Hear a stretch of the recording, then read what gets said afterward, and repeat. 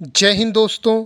मैं आपका फौजी कवि आज हाजिर हुआ हूँ आपके समक्ष एक कहानी लेकर। कहानी का शीर्षक है सेना मेडल। दोस्तों, यह कहानी मुझे एक फौजी ने सुनाई है, परंतु उनकी सुरक्षा को मद्देनजर रखते हुए किसी भी फौजी का नाम या जगह का नाम हम गोपनीय रखेंगे। जो भी नाम इस कहानी में बताए जाएंगे वो काल्पनिक होंगे। तो कहानी की शुरुआत करते हैं हम उन्हीं शब्दों में जिन शब्दों में उस फौजी ने मुझे सुनाई। मेरा नाम सूबेदार रणवीर सिंह है। मैं घातक प्लाटून का कमांडर हूं। मेरी यूनिट एलओसी पर पोस्टेड है। एलओसी का मतलब होता है line of control. Line of control पर पोस्टेड होते हुए मुझे कार्य दिया गया कि मुझे एलओसी पर घूमना है, अपनी एक टुकड़ी को लेकर पेट्रोलिंग करनी है और वहाँ की गतिविधियों पर नज़र रखनी है।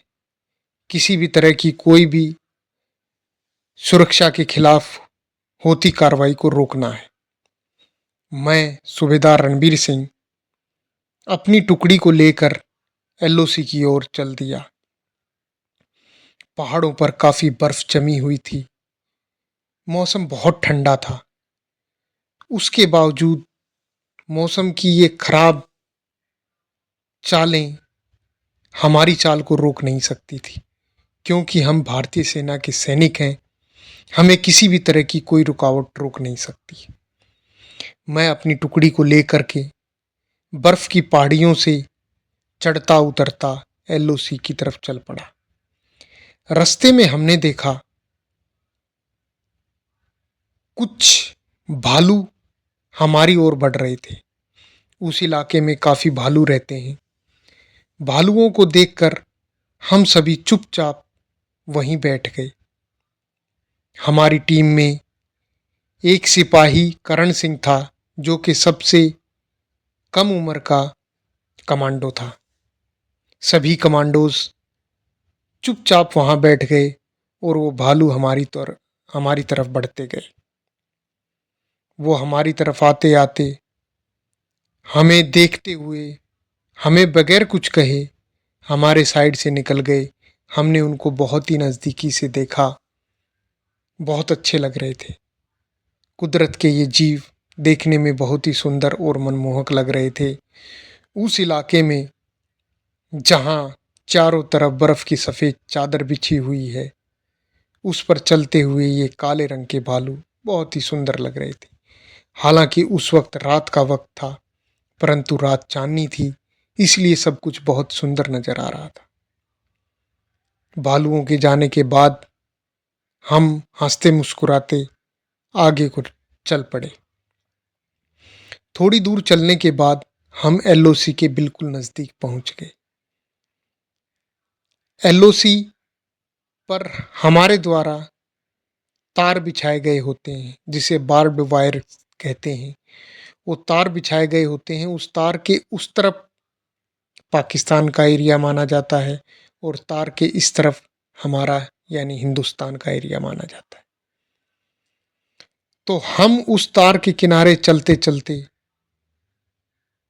सब चीज़ों को देख रहे थे, हर तरह की गतिविधियों को देख रहे थे। उस तार के बिल्कुल पास जाने का हमें आदेश नहीं होता है। हम उससे करीबन 200 या 300 मीटर दूरी पर ही रहते हैं। उससे 200-300 मीटर की दूरी पर बर्फ में, झाड़ियों में छुपते छुपाते हम निकल रहे थे और उसकी निगरानी कर रहे थे। आगे चलकर कुछ एरिया ऐसा आता है जिस पर कि एक नदी है, बहुत जिसका ठंडा पानी है। उस नदी के ऊपर चारों तरफ बर्फ ही बर्फ बिछी हुई है। वह तार नदी के ऊपर से गुजरता है। पानी काफी ठंडा है, परंतु तार उसके ऊपर से गया हुआ है। कोई अगर वहां से घुसपैठ करना चाहे तो वो उस एरिया से पानी के जरिए नीचे से, तार के नीचे से हो करके हमारे देश में आ सकता है। और वहां पर हमने ऐसा ही देखा।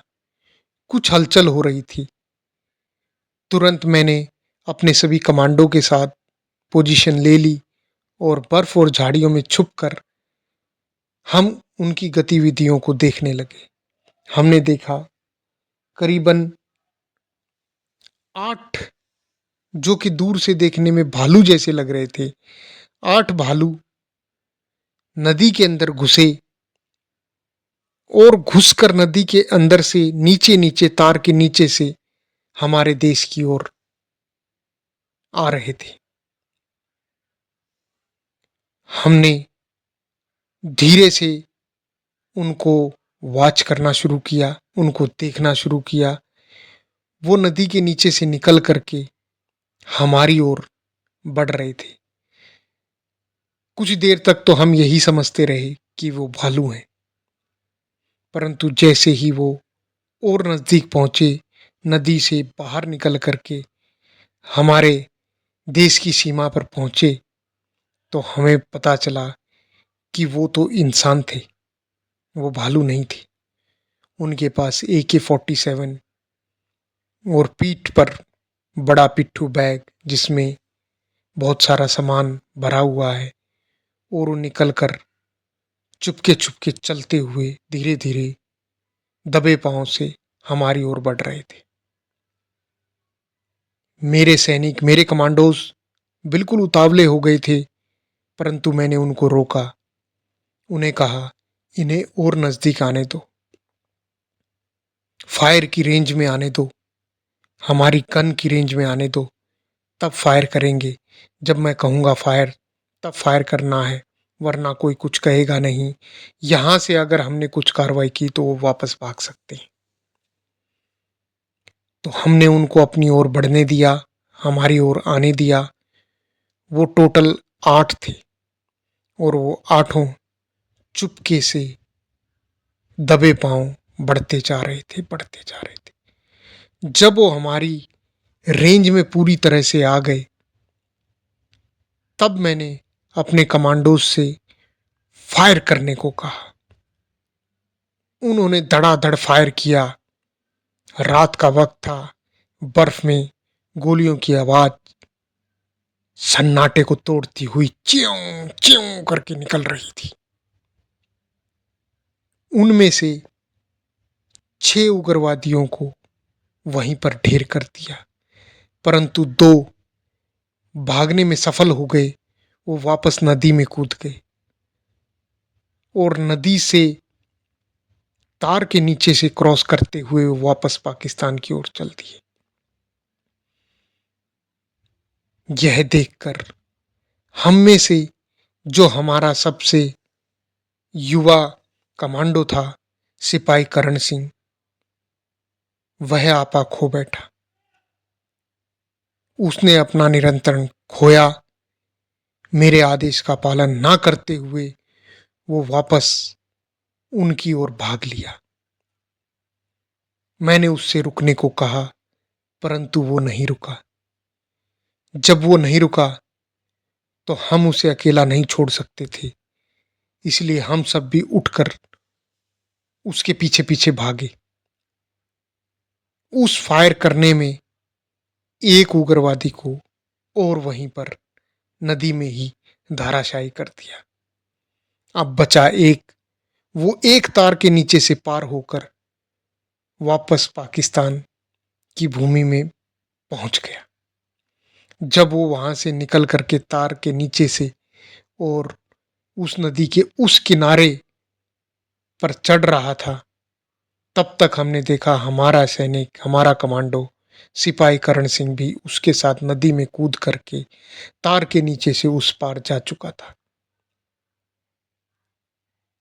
नदी के उस पार निकल करके वो उग्रवादी भागने लगा, परंतु तब तक हमारा सिपाही, वीर सिपाही करण सिंह भी किनारे पर उतर चुका था और वो भी उसके पीछे भाग लिया।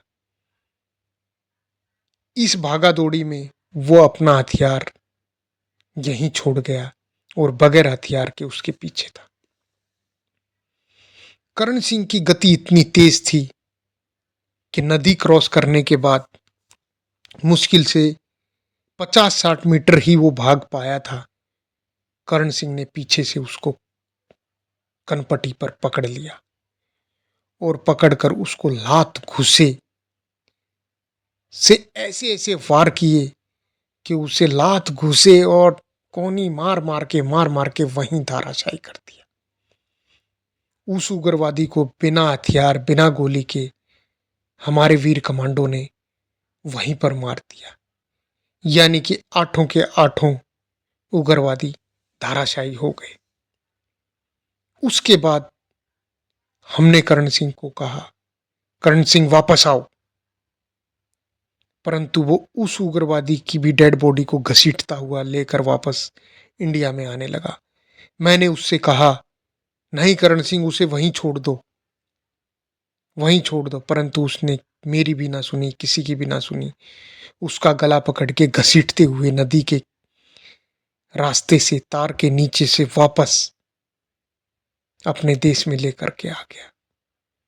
आठों के आठों उग्रवादियों का शव लेकर हमने हेडक्वार्टर में पहुंचाया। वहां पहुंचाने के बाद जब करण सिंह को मैंने कहा कि तुमने जो किया वो बहुत गलत है, सेना में इस तरह की कार्रवाई कभी भी मंजूर नहीं की जाती है, तुमने हुक्मदुली की है, तुम्हें सजा मिलेगी, तुम्हें मैं नहीं छोड़ूंगा। करण सिंह ने मुझसे क्षमा मांगी और उसने कहा, सर, उसको वापस जाता देखकर मैं अपना आपा खो बैठा। मुझे लगा कि मेरे देश में घुस के, मेरे देश की सीमा को छू करके उल्टी सीधी हरकत करने की कोशिश करने वाले को मैं वापस जाने नहीं दूंगा। और अपने इसी पागलपन की वजह से मैं नदी में कूद गया और उसको ले जाकर गुत्थम गुत्था करके मार डाला। दोस्तों, ये मुझे बहुत अच्छा लगा, परंतु उसकी इस कार्रवाई को मैं सराह नहीं सकता था, क्योंकि ये गलत थी। इससे करण सिंह की भी जान जा सकती थी। लेकिन दोस्तों, ऐसे ही वीर फौजी हमारे देश में हैं, जिनकी वजह से हमारा देश सुरक्षित है। इनके इसी पागलपन की वजह से आज हम सुरक्षित हैं। सिपाही करण सिंह को उसकी इस वीरता के लिए सेना मेडल से सम्मानित किया गया। तो दोस्तों, ये थी आज की कहानी। उम्मीद है आपको पसंद आई होगी। जल्द ही मैं अपनी अगली कहानी या कविता के साथ पुनः हाजिर होऊंगा। तब तक के लिए जय हिंद, जय भारत।